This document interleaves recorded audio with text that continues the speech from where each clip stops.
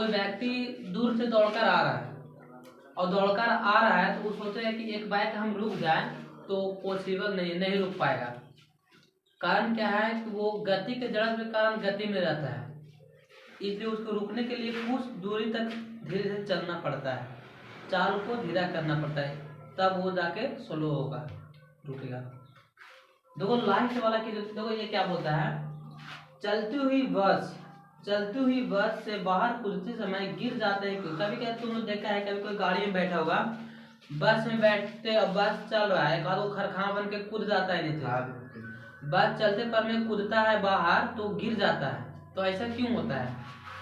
गिरता है ना है कोई भी बस क्या कोई भी गाड़ी से चलते हुए तुम कूदोगे तो नीचे की ओर जिस गाड़ी चल रही है वो डायरेक्शन में गिर जाता है, गिरता ना है। कोई भी गाड़ी पे तुम चल रहा है गाड़ी और चलते चलते तुम कूद गए तो गिर पड़ता है। तो ऐसा क्यों होता है? कुछ तो कारण होगा ना। साइकिल पर नजर में साइकिलों पर कूदता है तो साइकिलों पर गिर जाएगा, इधर गाड़ियों पर गिरेगा तो थोड़ा चोट ज्यादा लगेगा। गिर गया तो भैया चला रहा है 10 मिनट में कूद के तो बुला के लगा। अब क्या बोलता है टीचर, ये तो क्यों होता है? चलती हुई बस के साथ उसमें सवार व्यक्ति भी गति की अवस्था में रहता है। जब वो बस के बाहर कूदता है तो उसके पैर जमीन पर घर्षण के कारण विराम में आता है, किंतु उसके शरीर के ऊपरी भाग जड़त्व के कारण गति में बना रहता है। फलस्वरूप वह बस की गति में दिशा में गिर पड़ता है, जख्मी हो सकता है। इसे गिरने के लिए व्यक्ति को बस गति की कूदते वो क्या बोलता है, समझो बात को। कोई बस चल रहा है, हम उस पर सवार है, जैसे बस चल रहा है, कोई गाड़ी चल रही है, उसमें हम बैठे हुए हैं तो गाड़ी के साथ साथ हम भी गति में हैं। वही कुछ दूरी पे गति में साथ साथ दोनों गति में हैं। देखो समझो, जब कोई गाड़ी में हम बैठे हुए रहते हैं तो गाड़ी के साथ साथ हम भी गति में रहते हैं।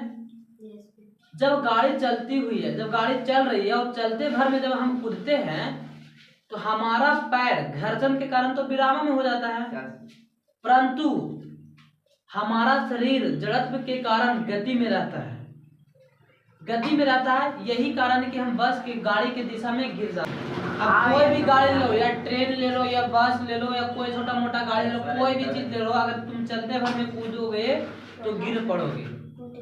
उसका रीजन क्या है? देखो, जब हम कोई गाड़ी में चलते हैं, बैठे हुए रहते हैं तो गाड़ी के साथ साथ हम भी गति में रहते हैं, सवार व्यक्ति भी गति में रहता है।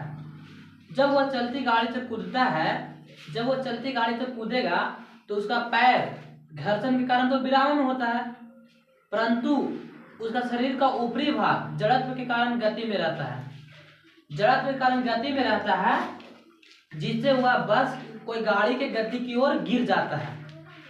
अब देखो क्या होता है, अब इससे बचने के लिए क्या करना पड़ेगा? जब कोई गाड़ी चल रही है और तुम चलते भर में तुम कूद गए हो तो कुछ दूरी गाड़ी के दिशा में दौड़ना पड़ता है अपना गति को संतुलन बनाने के लिए, तो नहीं गिरोगे।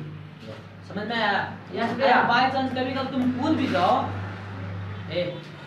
अगर बाई चांस कभी तुम चलती गाड़ी से कूद भी जाओ तो जिस तरफ कूदो ना, तो गाड़ी जिस तरफ चल रही है उस तरफ कुछ दूरी तक दौड़ जाओ तो नहीं गिरोगे। काहे को उतना कंट्रोल कर लेता है अपना।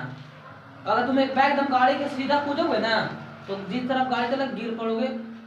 गेंदा देखा है? नाप जाए गेंदा, समझे पूजा? दौड़ेगी कभी कूदेगी तो वही करना।